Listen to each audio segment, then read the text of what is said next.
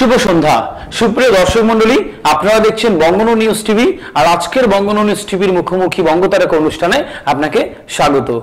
আজকের এই পর্বে আপনার সাথে আলাপ করাবো বাঙালির এক কৃতি সন্তানের সাথে। তিনি একাধারে শিক্ষাবিদ, কলকাতার মাওলানা আজাদ কলেজের প্রাক্তন অধ্যাপক এবং বিভিন্ন গ্রন্থের লেখক, বিভিন্ন কাব্যগ্রন্থের লেখক, জীবনীমূলক গ্রন্থের লেখার। তার লেখা আমরা সাহিত্যের পাতায় পড়েছি, তার লেখা, তার আর্টিকেল আমরা বিভিন্ন খবরের কাগজে পড়েছি এবং তার গবেষণামূলক গ্রন্থের কথা ইতিমধ্যেই আমাদের পাঠক মহলে বিশেষ পরিচিত লাভ করেছে। সেই মানুষটার সাথে আপনাদের আজকে আলাপ করাবো। সুপ্রিয় দর্শক মণ্ডলী, আমাদের সাথে আজকে রয়েছেন সেই কৃতি মানুষ ডক্টর মুস্তাফা আব্দুল কাইম সাহেব। আসসালামু আলাইকুম। ওয়ালাইকুম আসসালাম ওয়া রাহমাতুল্লাহ। একদম প্রথমেই কেমন আছেন? আলহামদুলিল্লাহ, ভালো আছি। আপনার তো বর্ণময় জীবন।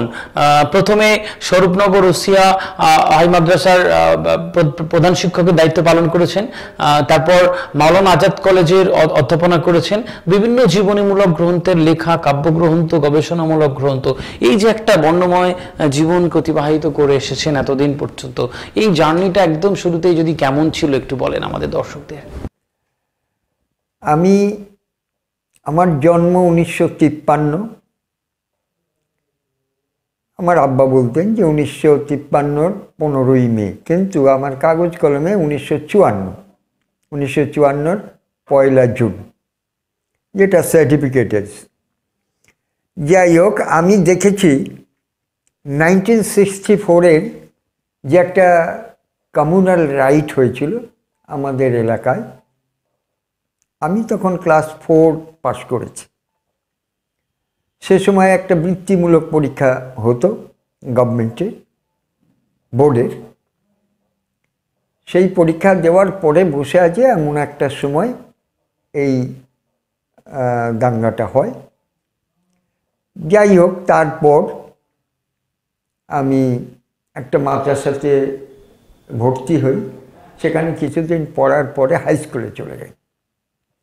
হাই স্কুল থেকে হায়ার সেকেন্ডারি পাশ করে আমার আব্বা আমাকে ভর্তি করলেন কলকাতা মাওলানা আজাদ কলেজ, অ্যারাবিকে অনার্স নিয়ে। আমি অ্যারাবিক অনার্স ওখান থেকে পাশ করে আমার স্যারেরা আমাকে প্রচণ্ড ভালোবাসতেন এবং তার মধ্যে খুব ভালো ভালো প্রফেসর ছিলেন যারা আজকে আর গত হয়ে গেছেন, নামকরা প্রফেসর। তার মধ্যে doctor Samiullah Asad, Harun Rashid, doctor Mazhar Hossain, doctor Hidayatullah, এরকম প্রমুখ, কবি বিষ্ণু দে, ডক্টর ক্ষুদিরাম দাস, এরা আমার স্যার ছিলেন। তো এদের কাছে পড়াশুনো করার পরে আমি অ্যারাবিকে অনার্স নিয়ে যখনই স্নাতক হলাম, কলকাতা বিশ্ববিদ্যালয়ে ভর্তি হলাম অ্যারাবিকেই। ওখান থেকে অ্যারাবিকে পাশ করে, মানে অ্যারাবিকে MA করলাম। MA পাশ করার পরেই আমি চাকরি পেলাম।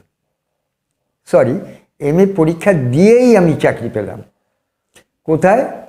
84 হাই স্কুল বলে একটা হাই স্কুল আছে, ওখানে আমি চাকরি পেলাম ডেপুটেশনে।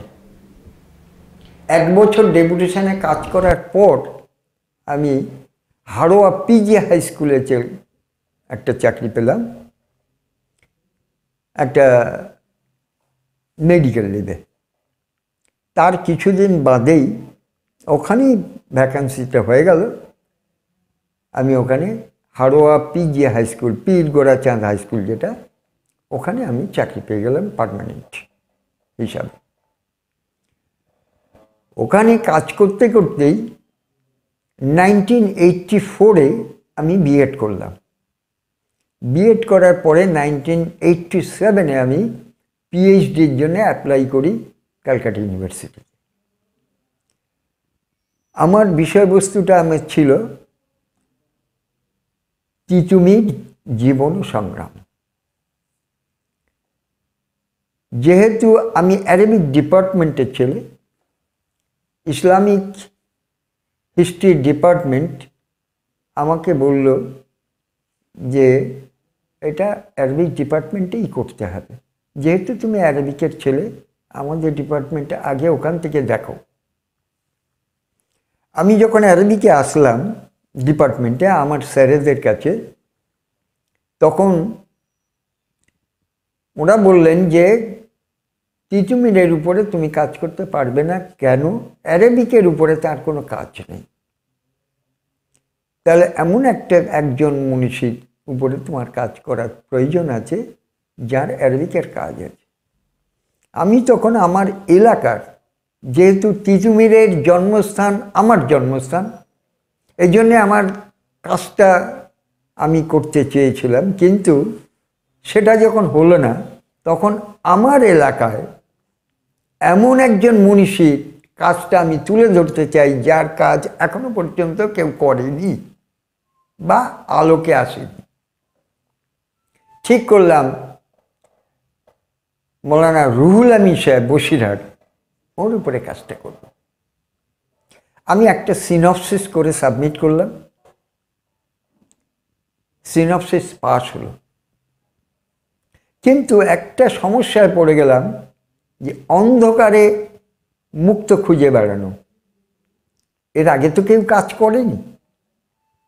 এবার কাজ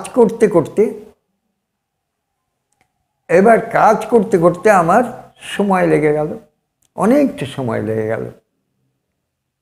কিন্তু কাজটা সুন্দর কাজ হলো। সুন্দর কাজ বলতে কি, যে একজন পীর সাহেব সমাজের বিভিন্ন দিকে তার যে পদচারণা, শিক্ষাক্ষেত্রে, অর্থনীতি সম্পর্কে তার চেতনা, চিন্তাভাবনা, সামাজিক, রাজনৈতিক কোনো দিকে যে তিনি পিছিয়ে ছিলেন তা নয়। অতএব একটা নতুন আলো আমি তুলে ধরার চেষ্টা করলাম, সেটাও সাকসেসফুল হলাম। 1996-এ আমি অ্যাওয়ার্ডটা পেলাম। আমার ভাইবাতে ছিলেন যাদবপুর ইউনিভার্সিটির গুরু নানক প্রফেসর ডক্টর অমলেন্দু দে। তিনি অত্যন্ত প্রশংসাই করেছেন। এছাড়া ওসমানিয়া বিশ্ববিদ্যালয়, ঢাকা বিশ্ববিদ্যালয়, বাইরের যে সমস্ত ইউনিভার্সিটি থেকে যে রিপোর্টগুলো এসেছিল তাতে অনেক প্রশংসাই ওনারা করেছেন। মানে আপনার 96 এসে আপনার পিএইচডি ডিগ্রিটা সেই মুহূর্তে লাভ হয় এবং আপনি অ্যাওয়ার্ডেড হন ইউনিভার্সিটির পক্ষ থেকে আর কি। আচ্ছা, বেশ, খুব সুন্দরভাবে উনি আমাদেরকে গুছিয়ে বললেন তার এই যাপিত জীবনের কথা, স্কুল, কলেজ, ইউনিভার্সিটি, চাকরি এবং তার জীবনের সর্বোচ্চ শিক্ষা, ডক্টরেট ডিগ্রি লাভ করা, অ্যাওয়ার্ড পাওয়া, ভীষণভাবে এটি বর্ণময় জীবন। তার কাছে এবার সরাসরি আমার প্রশ্ন থাকবে, এই যে ক্ষয়িষ্ণু একটি সমাজ ব্যবস্থা এখন চলছে, অস্থিরতা, উত্তেজনা, এই যে নানান আঙ্গিকে আমরা ছন্নছড়া জীবন অতিবাহিত করছি, যুব সমাজের প্রতি একটা ব্লেম এই মুহূর্তে ভীষণভাবে রয়েছে, তারা অসম্ভব রকমের আত্মকেন্দ্রিক। আমার প্রশ্ন হচ্ছে, আপনার সেই যৌবনবেলা, সেই কলেজ লাইফ, সেই কৈশোর আর এখনকার যে জীবনযাপন, এই দুটো যাপিত জীবনের মধ্যে যে পার্থক্য এবং এখনকার যে বিচ্ছিন্নতা, এর কি সলিউশন আপনার কাছে কি রয়েছে, কি বলবেন এই বিষয়টা নিয়ে?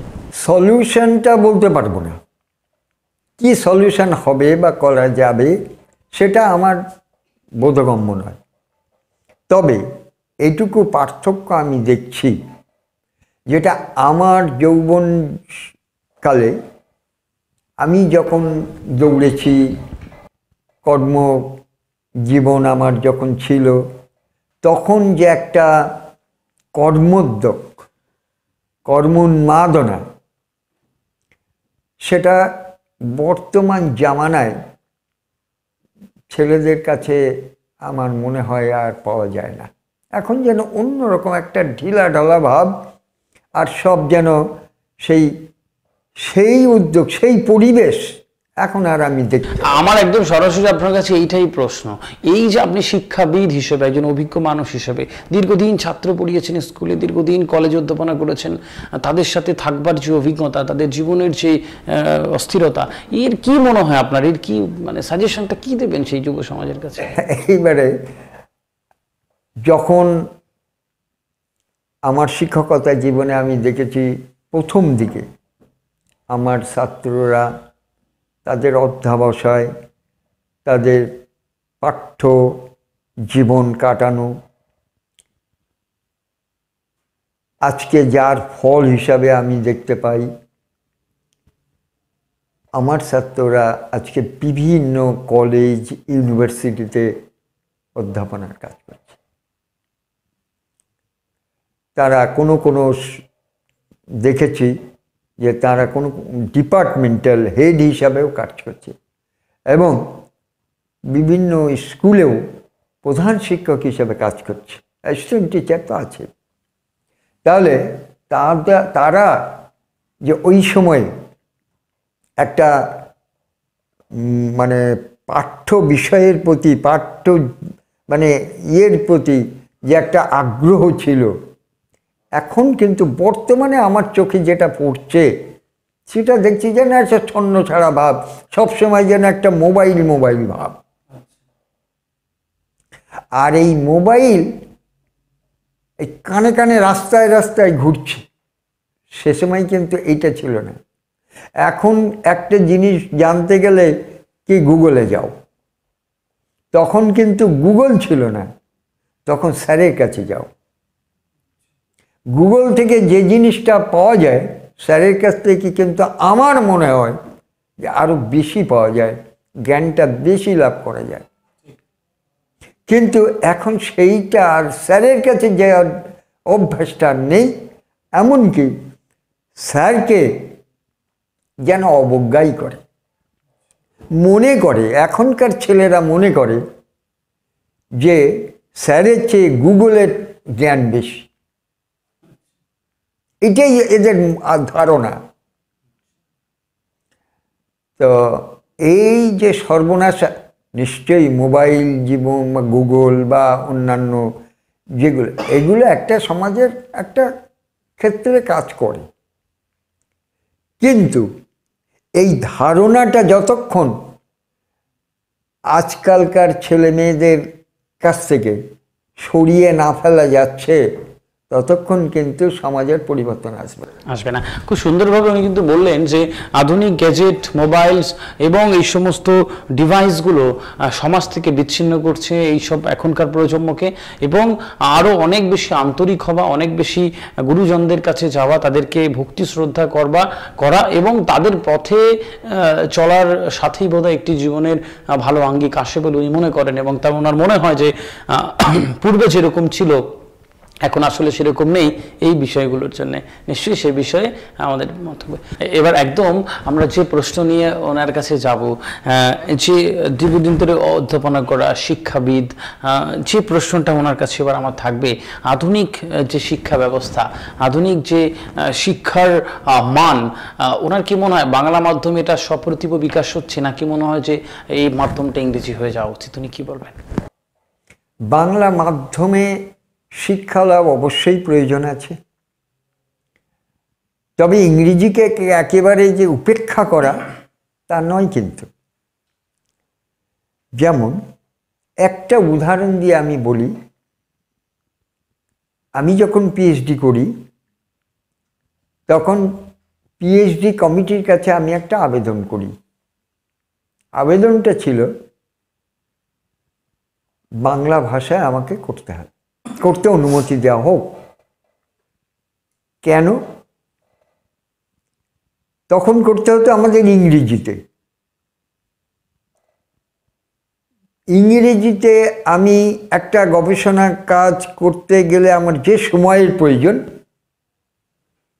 আমি বাংলায়, যেহেতু বাঙালি, আমি বাংলায় আমার মনের কথাটা যত দ্রুত এবং যত সুন্দরভাবে আমি ফুটিয়ে তুলতে পারবো, ইংরেজিতে একদিকে সময় নষ্ট, অপরদিকে এই যে ভাবটা, এটা কিন্তু আমি ফুটিয়ে তুলতে পারবো না, কেননা অনুবাদের ভিতর দিয়েই তো করতে হবে।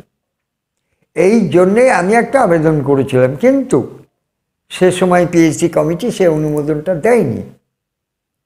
যদি দিত তাহলে আমার মনে হয় যে আরও গবেষণা গ্রন্থটা আরও বেশি সুন্দর হয়ে ফুটত। তাহলে আমি এটাতেই বোঝাতে চাচ্ছি যে বাংলা ভাষার মাধ্যমে আমি ইংরেজি অবশ্যই শিখব, তা না হলে আমি আন্তর্জাতিক পর্যায়ে আমি দাঁড়াতে পারবো না। কিন্তু বাংলা ভাষায় আমার যতটা ফুটিয়ে তুলতে পারবো, ইংরেজি ভাষায় আমি তত পারবো না। যার ফলে বাংলা ভাষাটাকে আমাকে ইংরেজি ভাষা রপ্তের সঙ্গে সঙ্গে বাংলা ভাষায় ফুটিয়ে তোলার জন্যে বাংলা ভাষাটাকেও দরকার, শিক্ষারও প্রয়োজন আছে। কিন্তু মায়ের গর্ভে যেটুকুনি আমি শিখেছি ওইটুকুনি যেই কাজ চালানো যাবে না, এর জন্যে আরও বেশি পড়াশুনো করতে হবে, শিক্ষা লাভ করতে হবে। বেশ, মানে নিশ্চয়ই বাংলা ভাষা শিক্ষার মাধ্যম হোক, কিন্তু ইংরেজিটাও তার সাথে আধিক্য থাকুক, এটা উনি বিশেষভাবে মনে করেন। একদম সরাসরি তার কাছে প্রশ্ন। যাই হোক, তার আগে সুপ্রিয় দর্শক মণ্ডলী, আপনারা দেখছেন বঙ্গনো নিউজ টিভি, আর আজকে রয়েছেন মুখোমুখি বঙ্গতারকা অনুষ্ঠানে আমার আজকের অতিথি ডক্টর মুস্তাফা আব্দুল কাইয়ুম, শিক্ষাবিদ মানুষ, লেখক, সাহিত্যিক এবং তার নানান গুণে তিনি গুণান্বিত মানুষ। তার কাছে এবার সরাসরি আমার প্রশ্ন থাকবে, অধ্যাপনার কাজ শেষ, এখন অবসর জীবন। এই অবসর জীবন কেমন কাটছে? অবসর জীবনটা প্রথম দিকে একটু খারাপ লেগেছিল, কেননা যেখানে আমি মানুষ গড়ার কাজে ব্যস্ত ছিলাম সেই মানুষগুলোকে আর আমি পাচ্ছি না হাতের কাছে। তাদের উপরে শাসন, তাদের উপরে ভালোবাসা, শাসনের সঙ্গে সঙ্গেই ভালোবাসা, ভালোবাসা না থাকলে তো শাসনও করা যায় না। তারপরে একটা যে পরিবেশ, সেই পরিবেশ থেকে যখন আমি বিচ্যুত হয়ে গেলাম কিছুদিন আমার খুব খারাপ লেগেছে। কিন্তু দুটো কাজে আমি ঢুকে গেলাম।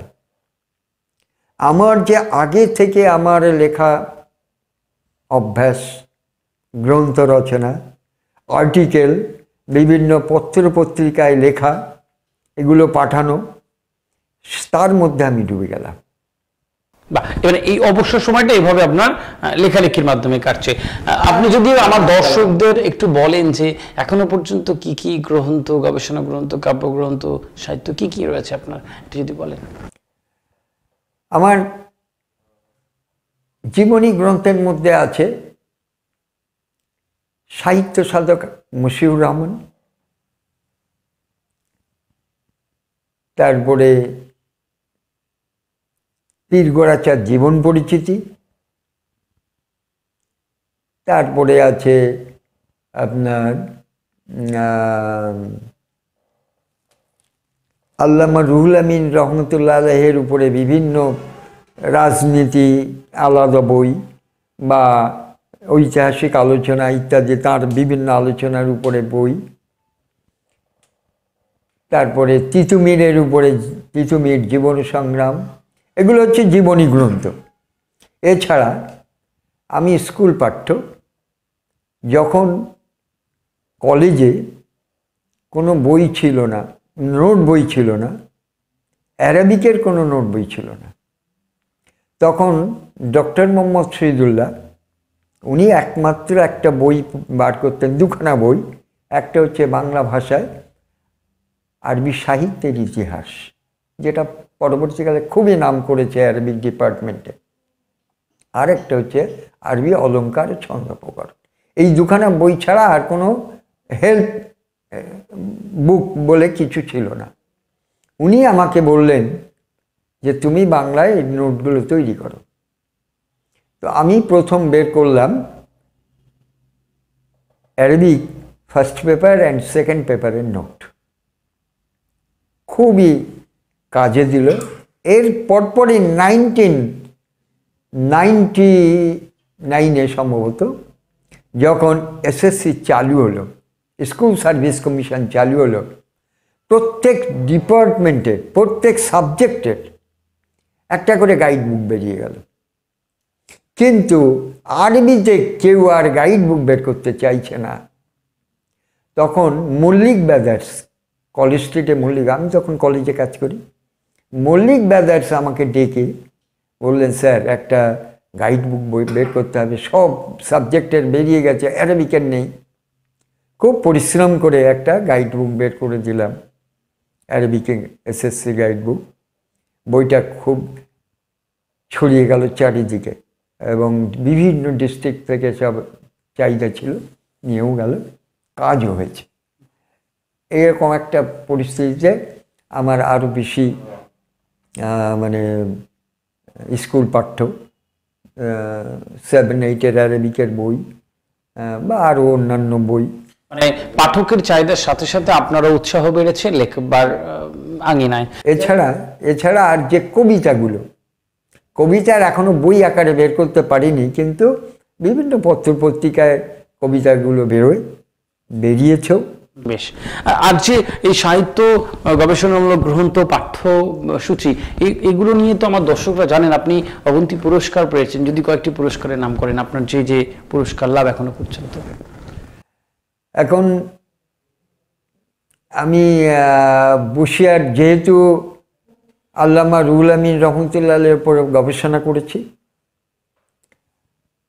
এবং আমি প্রথম গবেষক, আমার এই গবেষণা গ্রন্থকে হাওলা দিয়ে, যেটাকে বলে রেফারেন্স দিয়ে, বাংলাদেশ থেকে অনেকগুলো গ্রন্থ রচনা হয়েছে, মানে গবেষণা গ্রন্থ রচনা হয়েছে, তারা পিএইচডি ডিগ্রিও পেয়ে গেছে। কুষ্টিয়া ইউনিভার্সিটি, রাজশাহী ইউনিভার্সিটি, বিভিন্ন জায়গা থেকে। এমনকি ইসলামিক ফাউন্ডেশন বলে একটা বড় ফাউন্ডেশন আছে, যেখান থেকে মানে দুটো ফাউন্ডেশন ওখানে মানে বইয়ের আছে, একটা হচ্ছে বাংলা একাডেমি আর একটা হচ্ছে ইসলামিক ফাউন্ডেশন। তো এখান থেকে যে সমস্ত বইগুলো বেরিয়েছে তার মধ্যে আমি দেখেছি যে আমার হাওলা দেওয়া আছে, অনেক আমার রেফারেন্স আছে বিভিন্ন জায়গায়, পাতার পর পাতা আছে। তো যাই হোক, এই স্বীকৃতি হিসাবে আমি তার ছেলের নাতিরা, পোতারা যে অনুষ্ঠানটা করে, সেখান থেকে আমাকে একটা মানপত্র দেয়। এছাড়া আমি কবিতা লেখায় যে একটা মান রাখার চেষ্টা করেছি, তার থেকেও একটা মানপত্র, সম্মান পেয়েছি, পুরস্কার পেয়েছি কবিকণ্ঠ থেকে। এছাড়া নবনূর পুরস্কার, যাই হোক, খুব সুন্দর একটি বর্ণময় জীবনের গল্প আপনারা শুনছেন। সুপ্রিয় দর্শক, রয়েছেন বঙ্গবন্ধু নিউজ টিভির পর্দায় আর দেখছেন মুখোমুখি বঙ্গতারকা, আমাদের আজকের অতিথি ডক্টর মুস্তাফা আব্দুল কাইম সাহেব। তার কাছে আমার এবার সরাসরি প্রশ্ন থাকবে, আমরা অনুষ্ঠানের একদম শেষ পর্যায়ের দিকে রয়েছি। তার কাছে আমার প্রশ্ন, এই যে লেখালেখি, অধ্যাপনা করা, ছাত্র পড়ানো, সমাজের বিভিন্ন কাজ করা এবং শিক্ষা নিয়ে কাজ করা, তার একটি জীবনের বিশেষ অংশ, এটা জীবনের বেশিরভাগটা সময় তার শিক্ষা নিয়ে থাকা। এই যে শিক্ষা নিয়ে আমরা জানি, আমার দর্শকরা জানেন, আপনি তিতুমিরের নামে একটি স্কুল স্থাপন করেছেন, মাদ্রাসা স্থাপন করেছেন। ওই বিষয়টা নিয়ে যদি খুব সংক্ষেপে আমার দর্শককে কিছু বলে। কিন্তু আমার যে গ্রামে তিতুমিরের জন্ম, সেই গ্রামের ছেলে আমি, যার জন্যে আমার তিতুমির সম্পর্কে আগ্রহটা খুব বেশি এবং আমার গ্রাম সম্পর্কে উৎসাহটা বেশি। আমি ইদানিং একটা লেখা আমার বেরিয়েছে, মানে এখনও আছে, ডিসেম্বরের বোধহয় 29 তারিখে পত্রিকাটা বেরোবে। ওই যে আমাদের কলম পত্রিকার সাংবাদিক আছেন এনামুল হক সাহেব, ওনার সম্পাদনায় একটা পত্রিকা বেরোয় আলহামরা। ওই পত্রিকাতে আমার একটা লেখা আছে, হায়দারপুরের গৌরবময় পরিচিতি। আমি যে হায়দারপুরের সন্তান, এই হায়দারপুরের কি কি গৌরবময় পরিচিতি আছে সেগুলো তুলে ধরার চেষ্টা করেছি। তার মধ্যে তিতুমির একজন ঐতিহাসিক ব্যক্তি। এই তিতুমিরের নামকে জাগরুক করে রাখার জন্যে, তার স্মৃতিতে আমার বহুদিনের ইচ্ছা ছিল যে একটা প্রতিষ্ঠান করা। 1996-এ আমি একটা প্রতিষ্ঠান তৈরি করি আমার নিজেরই জায়গায়। সেটা নাম দিই শহীদ তিতুমির জুনিয়র হাই মাদ্রাসা। কিন্তু দুর্ভাগ্যবশত সে সময় সেটা স্যাংশন করাতে পারিনি, গভর্নমেন্ট সেটা সরকারি অনুমোদন দেয়নি। পরবর্তীকালে ওই প্রতিষ্ঠানটাকে মাদ্রাসা শিক্ষা কেন্দ্র হিসাবে অনুমোদন দেয়। তো এখন আমি ফাউন্ডার, খুব সুন্দরভাবে সেই মাদ্রাসাটা চলছে, শিক্ষা কেন্দ্রটা চলছে। ওই সঙ্গে আমি একটা হাফিজি মাদ্রাসাও চালাই। এই হাফিজি মাদ্রাসাটা অবশ্য খুব মানে বড় আকারের নয়, ছোট আকারের, তবুও সেটাকে ধরে রাখার চেষ্টা করেছি। আর এছাড়া আর আমার এলাকাতে আর যে সমস্ত প্রতিষ্ঠানগুলো হচ্ছে, যেমন একটা বালিকা মাদ্রাসা, সেটারও পৃষ্ঠপোষকতা করি সেও তিতুমিরের নামে। তো সব মিলে শিক্ষার মধ্যে থাকা একটা জীবন আপনার। বেশ, সুপ্রিয় দর্শক মণ্ডলী, অনুষ্ঠানের একজন শেষ পর্যায়ে আমি তাকে যে প্রশ্নটি করব, শিক্ষাবিদ মানুষ, শিক্ষা নিয়ে দীর্ঘদিন ধরে রয়েছেন, শিক্ষা নিয়ে যার বেঁচে থাকা, অবসর টাইমেও তার লেখালেখি, গবেষণা গ্রন্থ, কাব্যগ্রন্থ নিয়ে তিনি বেশায় ব্যস্ত। একদম ভারতবর্ষের যে পরিস্থিতি এই মুহূর্তে, যেই মুহূর্তে একজন সচেতন নাগরিক হিসেবে আপনার কোনো বিষয় কি আপনি দেশের প্রধান যে পদ অলংকৃত করে রয়েছেন আমাদের সম্মানীয় প্রধানমন্ত্রীর কাছে, আপনি যদি একটা মেল করতে পারতেন তাহলে কোন বিষয়টা নিয়ে 2 লাইন লিখতেন তাকে?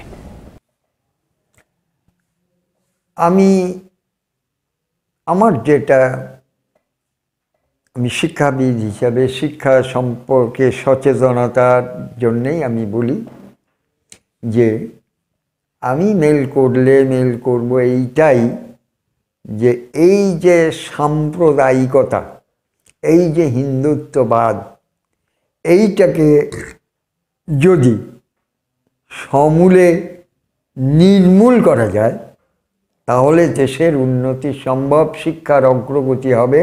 এবং এতে শিক্ষা পিছিয়ে যাচ্ছে, এই যে একটা মানে একটা ধর্মীয় আবেগ, এতে কিন্তু শিক্ষার মান বাড়ছে না। একটা সাম্প্রদায়িক সম্প্রীতির ভিতরে যে শিক্ষা মানুষ পায় বা যে শিক্ষা দেওয়া যায়, সেটা কিন্তু খুব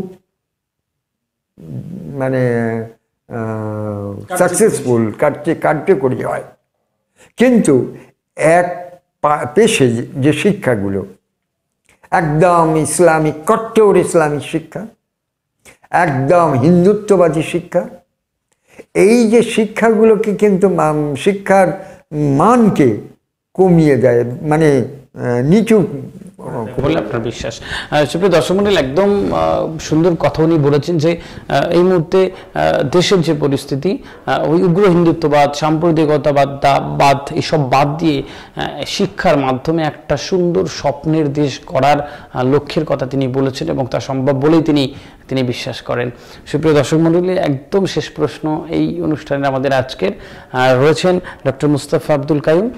আজকের আমাদের এই বঙ্গবন্ধু নিউজ টিভির সামনে যে সমস্ত দর্শকরা বসে রয়েছেন, আমার শেষ প্রশ্ন ওনার কাছে, তাদের উদ্দেশ্যে উনি কি বলবেন? অত্যন্ত শুকরিয়া যে তারা অন্তত বঙ্গবন্ধু নিউজ টিভিটা দেখেন এবং কথাগুলো অনুধাবন করেন। এর আগেও যে কটা করা হয়েছে দেখেছি, মানুষ অধীর আগ্রহে সে পাওয়ার জন্যে এগুলো দেখেন। যেহেতু খুব